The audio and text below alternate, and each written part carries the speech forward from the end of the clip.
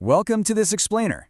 Today we're actually unraveling the very oldest layer of Turkic identity. We're talking about a belief system that literally shaped massive empires way before Islam arrived on the scene and long before the Ottomans ever rose to power.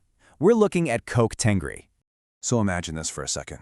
Try to picture a faith completely devoid of walled sanctuaries, stone statues, or painted idols. Basically, minus all the things that were so common to the ancient Greeks and Romans. It really makes you wonder, right? Could you worship a faceless god with absolutely no temples? Well, to understand this, you kinda just have to look up. For the ancient nomadic Turks living out on the open, windswept steppe, that endless blue dome above them, that was literally the only permanent thing in their entire lives. Think about it. Everything else moved. Horses, tents, tribes, even the seasons were in this constant state of flux. But the sky was eternal. Now, the name Kök Tengri actually translates to blue sky or eternal blue heaven. And here's the thing, giving God a human face, that totally missed the point for the ancient Turks. Kök Tengri wasn't some guy sitting on a cloud. No, this was the personification of the universe itself. It was a pure cosmic force. In their cosmology, he was the sky father, and he was beautifully balanced by the earth mother, Umayana. Section 1. The God with no face. This really hits the nail on the head when it comes to how fundamentally different Tengri was from European mythologies. You look at heavily personified deities, right, like the Greek Zeus or the Norse Odin, and they're very human-like. They had bodies, they had these dramatic flaws, and they walked among mortals. But Tengri never appears in a physical form. He never directly contacts living beings. There were absolutely zero idols. Instead, worship happened out in the open, relying entirely on a profound, direct connection with nature itself.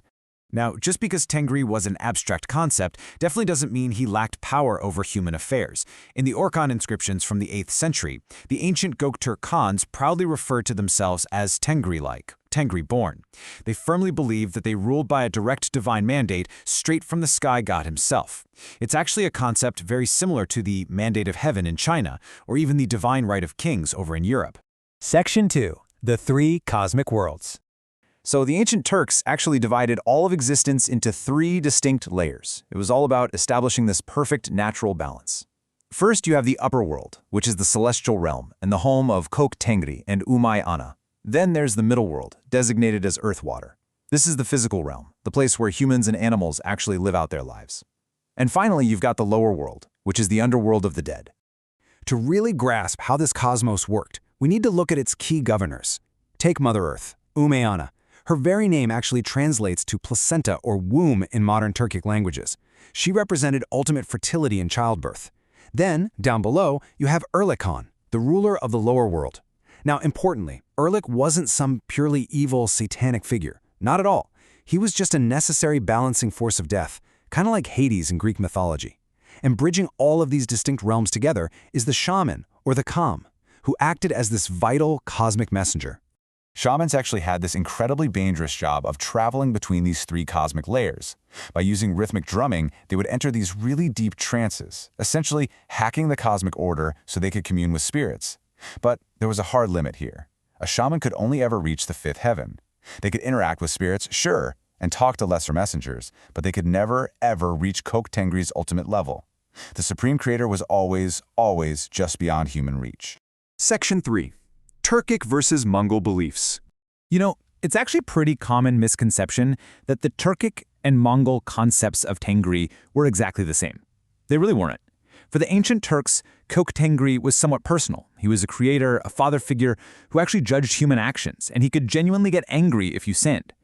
But for the Mongols, their version, eternal heaven, was a much more distant, abstract, cosmic legal force.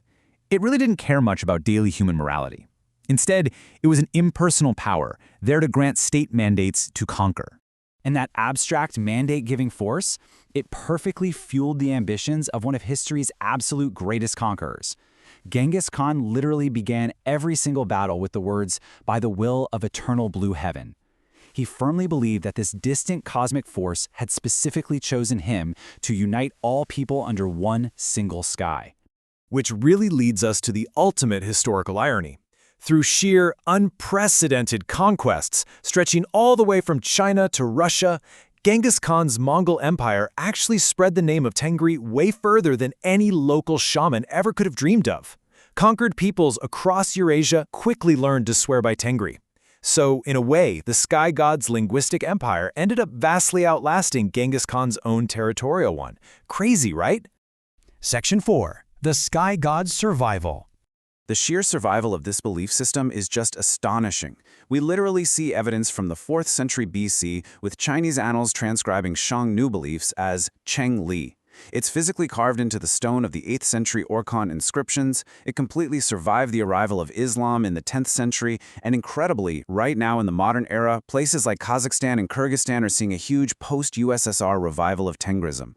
We are quite literally looking at one of the oldest continuously used divine names on the planet. Linguistically, the word's journey is equally fascinating. Some scholars even trace its roots all the way back to the ancient Sumerian word for god, dingir. Today, it survives as Tanri in modern Turkish, Tangir in Kazakh, and Tengir in Mongolian. Now, when Turkic peoples converted to Islam, they didn't just stop saying Tengri. Instead, they equated it with Allah. Even today, you can hear the blended phrase Allah Tanri, which is just amazing, weaving thousands of years of entirely separate traditions together into just a few commonly spoken syllables.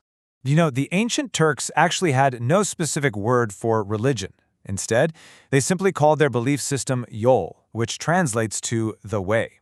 So, considering their deep, profound respect for nature, cosmic balance, and this beautifully uncontainable universe, I want to leave you with this to ponder. Is Tengrism a primitive religion, or is it actually a highly sophisticated philosophy of nature? Thanks for joining me on this explainer today. I really hope this changes how you look up at the eternal blue sky.